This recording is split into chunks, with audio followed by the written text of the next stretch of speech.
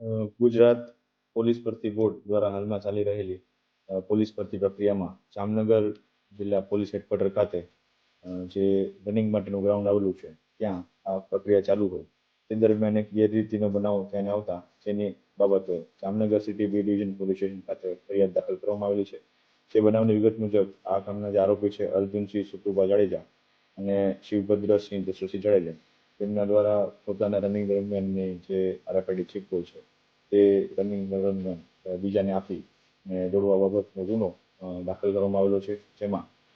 ભારતીય ન્યાય સંહિતાની કલમ 318(4) 162 તેમજ ગુજરાત પરીક્ષા અધિનિયમ ગેરરીતિ અટકાવવા બાબત જે છે તેની કલમ 12(1) મુજબનો ગુનો દાખલ કરવામાં આવેલો છે અને હાલ આગળની તપાસ ચાલુ છે.